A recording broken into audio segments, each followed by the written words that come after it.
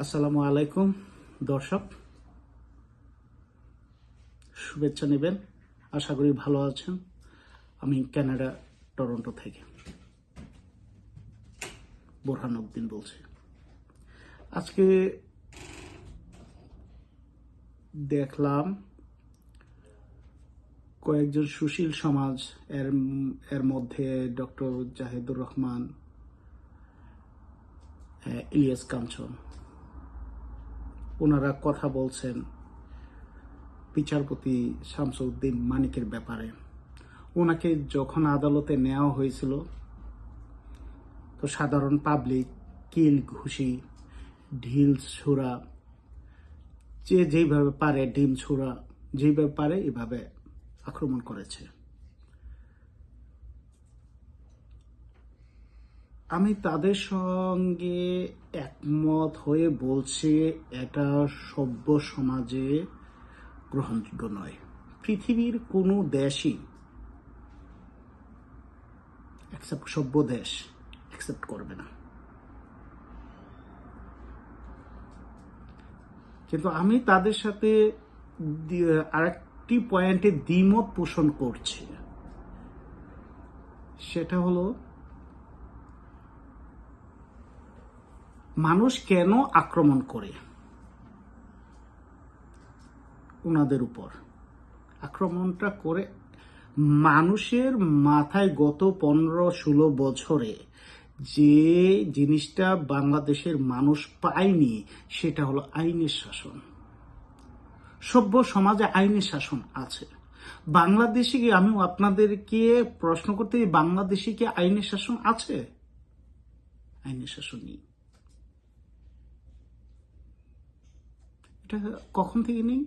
সেই 2009 সাল থেকে যখন শেখ হাসিনা সরকার আসলো, তখন তারা এমন কোনো কাজ নেই, এমন কোনো অত্যাচার জুলুম নেই, এমন কোনো দুর্নীতি নেই করেনি। কিন্তু এই যে কিল ঘুষি ঢিল ছুড়া পাটকেলটি মারা, এগুলো হয়েছে কখন? আওয়ামী লীগ ছাত্রলীগ মিলিতভাবে লাশবাহী ফাঁসির আসামি এবং লাশবাহী গাড়িতেও তারা ঢিল ছুড়ছে, এবং সালাউদ্দিন কাদের চৌধুরীর কবরে গিয়েও ছাত্রলীগ নেতা, সাধারণ সম্পাদক, সে আঘাত করেছে।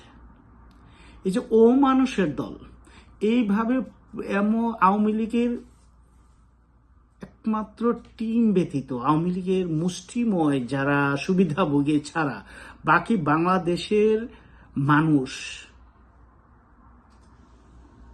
সমস্ত শ্রেণী পেশার মানুষ পরোক্ষ এবং প্রত্যক্ষভাবে ভুক্তভোগী আওয়ামী লীগের দুঃশাসন দ্বারা।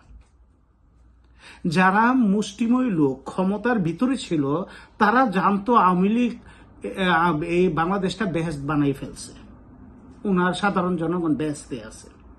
আমি ওই দিকে যেতে চাই না। আমি যেতে চাই যে এই 15-16 বছরে যেইভাবে মানুষের বিশ্বাস যে এই দেশে আইনের শাসন নেই, যেইভাবে মানুষের ভিতরে ঢোকানো হয়েছে যে এই দেশে কোনো আইনের শাসন নেই, তারা আজও মনে করে যে ওনারা তো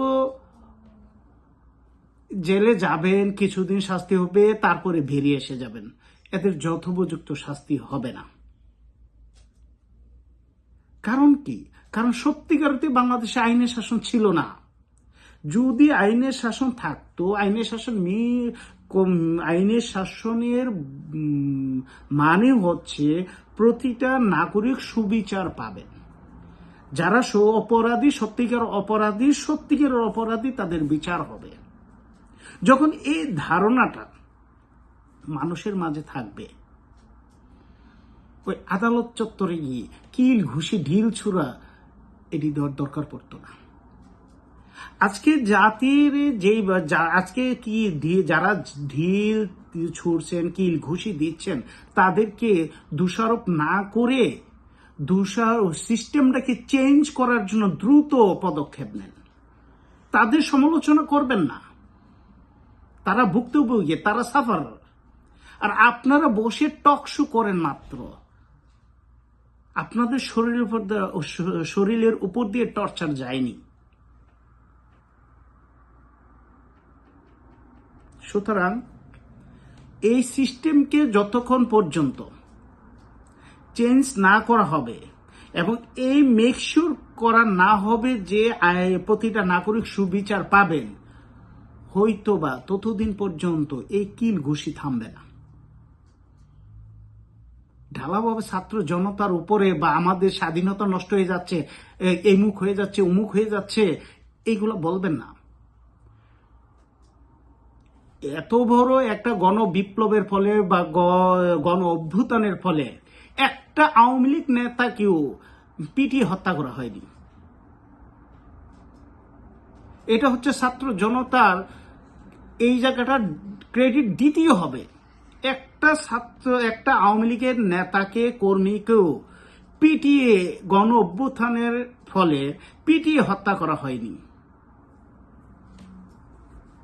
তারপর তাদেরকে বলতেছেন যে আমাদের বিপ্লব নষ্ট হয়ে যাবে। আপনার কি নতুন কোনো ইচ্ছা নিয়ে মাঠে নামেছেন? আমার মাথায় ধরে না। বলেন আইনের শাসন দিতে, সত্যিকারে নেই বিচার দিতে,